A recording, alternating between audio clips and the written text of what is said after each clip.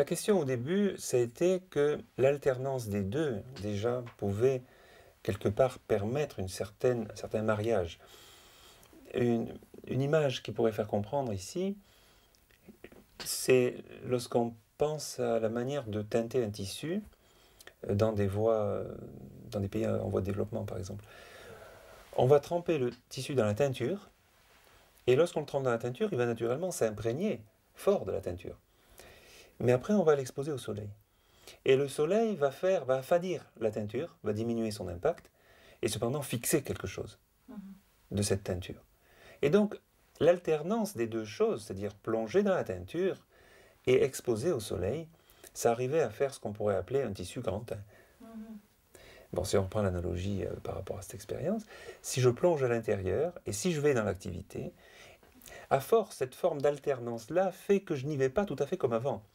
Le fait d'avoir plongé dans cet absolu fait qu'en ressortant, j'en garde quelque chose.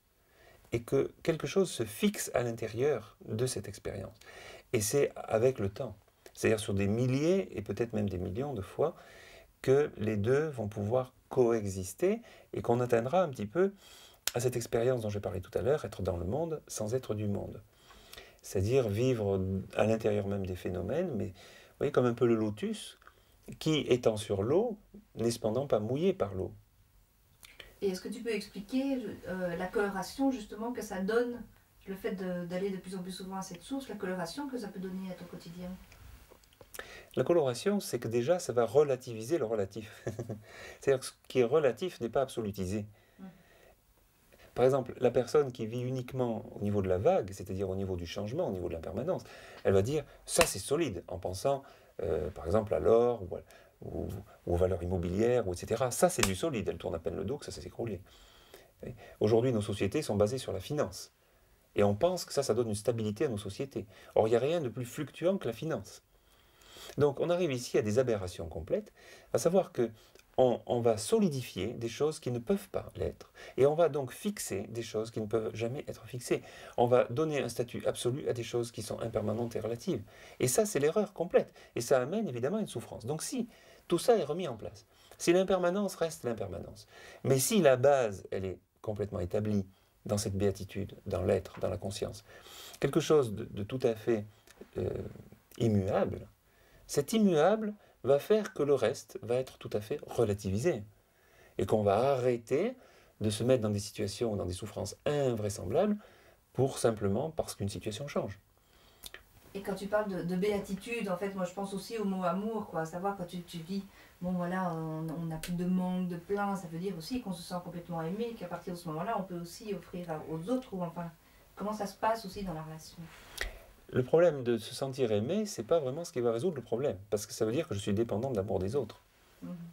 Ici, l'autre chose, c'est que la béatitude, qui s'installe à l'intérieur comme une constante, est en soi-même pure génératrice d'amour.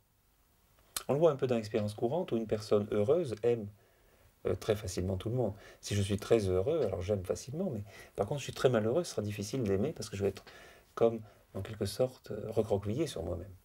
Donc cette notion de béatitude génère en fait un amour, et la question ici, c'est que cet amour auto-généré devient un compagnon de chaque instant qui ne dépend pas de la réponse que peut donner l'autre. C'est-à-dire que ce qui va donner la stabilité et la paix, ça n'est pas l'autre même, mais c'est j'aime.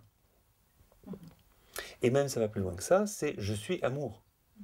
Si cette expérience vient, je suis béatitude, et cette expérience vient, je suis amour, alors que l'autre aime ou n'aime pas, c'est pas le problème. Et donc, on va être beaucoup moins dépendant de ce qui se passe autour. C'est-à-dire des fluctuations même que la vie va donner aux situations, etc.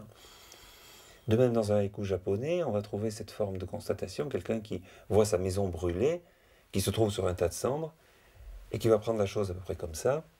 Depuis que ma maison a brûlé, je peux enfin contempler la lune.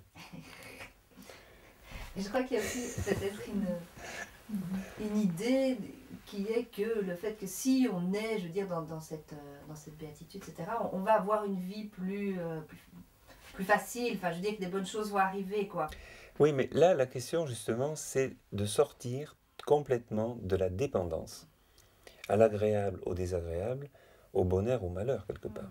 C'est-à-dire aux choses favorables ou défavorables. Il n'est pas du tout évident que quelqu'un qui vit cette béatitude intérieure ne vive que des choses agréables. C'est pas évident du tout et c'est pas son problème, quelque part. Puisqu'il n'est pas, en fait, dépendant de ça.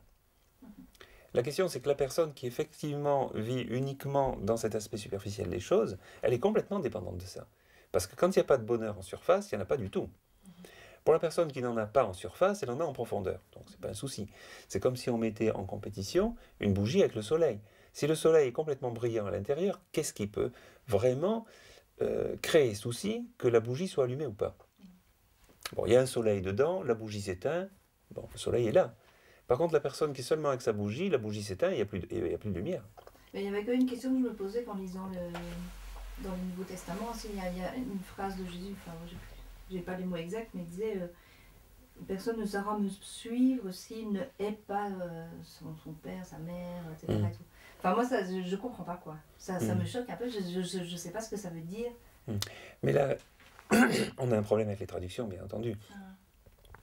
Mais ça veut dire que s'il n'y a pas un détachement par rapport à tout ça, c'est-à-dire tant que je suis complètement accro sur père, mère, enfant, ceci et cela, s'il y a dépendance, c'est totale dépendance, ça ne veut pas dire amour ici.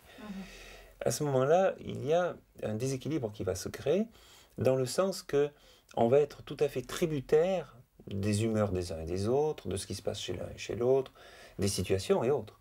C'est-à-dire je suis de plein fouet branché ou affecté par ce qui se passe. Par contre, ce qui va se passer si cette chose-là se met en place à l'intérieur, c'est que ces événements vont et viennent, même parfois dans la tragédie, perte d'un enfant et autres, sans que cette paix intérieure soit vraiment menacée.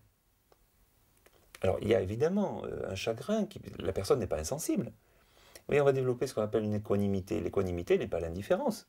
La personne peut tout à fait pleurer. Jésus a pleuré sur Jérusalem, il a pleuré sur Lazare, etc. Donc, cette notion de sensibilité, elle est au contraire développée chez l'être qui s'est réalisé en quelque sorte, ou réalisé toute sa dimension.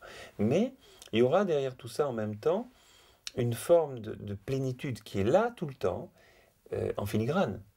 Et on voit par exemple fonctionner Anne qui embrasse tout le temps, qui va pleurer avec ceux qui pleurent, etc. Mais elle dit toujours, à un niveau, ça ne m'affecte pas.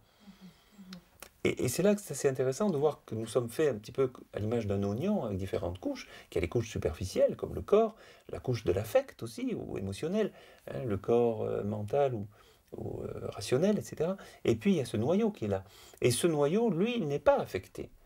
Et c'est ça que, vraiment la clé à découvrir, c'est est-ce que je peux vivre dans cette dimension de moi-même, ce fond qui est non affecté, non impliqué par les événements.